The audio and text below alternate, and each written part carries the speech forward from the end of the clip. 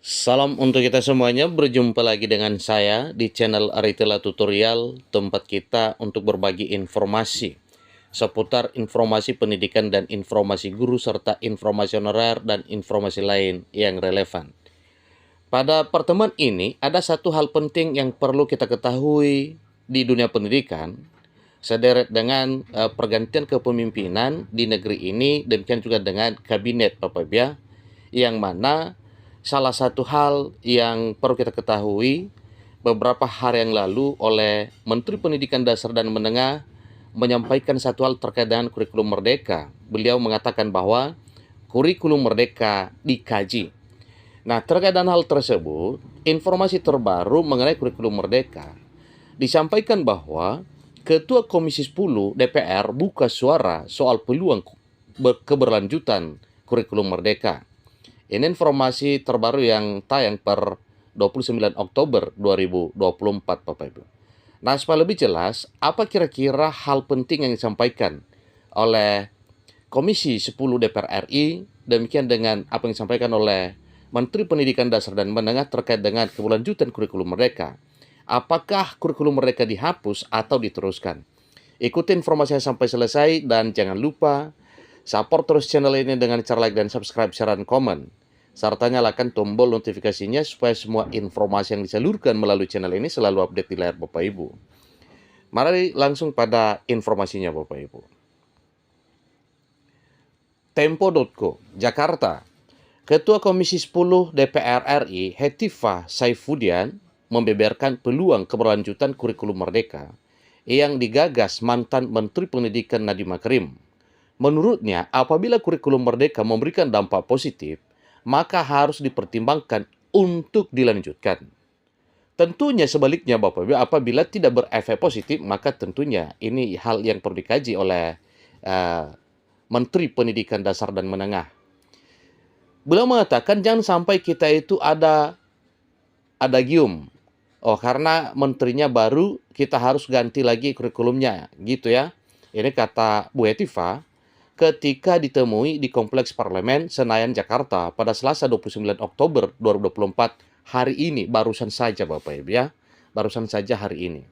Bu Hetifah berharap hal-hal positif dari kurikulum merdeka, seperti pendidikan yang berorientasi pada siswa dan pembelajaran yang menyenangkan bisa dipertahankan. Sebab menurut Hetifah, kurikulum merdeka merupakan buah dari masukan masyarakat kala itu. Dulu itu kami justru banyak dapat masukan, kenapa kok sekolah kita seperti ini? Kenapa kok di luar negeri anak-anak itu bersemangat sekolah, dekat sama guru-gurunya, nggak banyak kekerasan? Ya gitu, ucap politikus partai Golkar tersebut. Nah, tentunya ini adalah beberapa pertimbangan kepada pemerintah di negeri ini dalam hal kurikulum yang sifatnya menuju kemajuan pendidikan yang berkualitas. Meski demikian, terkait pro kontra kurikulum merdeka, DPR masih perlu dibahas dengan mempertimbangkan umpan balik dari masyarakat. Dia pun tidak menutup kemungkinan apabila nantinya menteri yang baru akan mengajukan perubahan kurikulum. Tentu ada diskresi dari menteri untuk membuat program unggulan baru, apalagi kalau itu menjadi arahan dari Pak Presiden. Ya, kami akan mendengar juga sebenarnya niatnya seperti apa, ucapnya. Sebelumnya, Menteri Pendidikan Dasar dan Menengah, Pak Profesor Abdul Muti, mengatakan masih akan mengkaji kurikulum merdeka. Kami juga harus mengkaji ya, ini kan masih baru. Kurikulum ini kan masih baru. Ini kata Abdul kepada wartawan saat ditemui usai acara serah terima jabatan di kantor Kemendikbudristek di Jakarta pada Senin 21 Oktober 2024 yang lalu. Pak Abdul Muti mengatakan meskipun kurikulum ini telah ditetapkan sebagai kurikulum nasional, tidak semua satuan pendidikan bisa melaksanakannya. Terlebih, kata dia, kurikulum ini masih menuai polemik. Sementara itu, pengamat pendidikan Universitas Negeri Semarang UNES, Edi Subhan, menilai kurikulum merdeka perlu dilanjutkan, namun dengan beberapa catatan.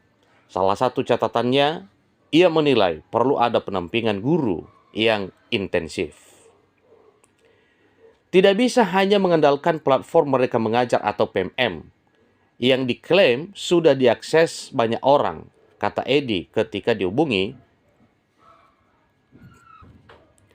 Tempo pada Selasa, 15 Oktober 2024.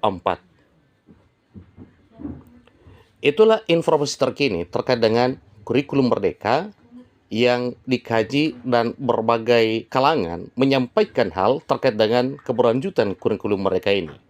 Apakah nanti hasilnya kembali ke KTSP ataupun kembali ke kurikulum 13, dan para guru tentunya mengetahui hal ini sehingga banyak suara di kolom komentar terkait dengan kurikulum Merdeka yang mengatakan lebih baik kembali ke kurikulum 13 ataupun kurikulum KTSP.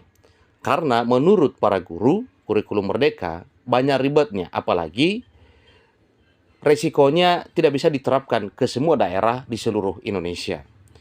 Semoga saja apa yang dipikirkan oleh pemerintah di dunia pendidikan semakin baik ke depan, semakin berdampak positif, dan semakin menuju pendidikan yang berkualitas sebagaimana harapan negeri ini.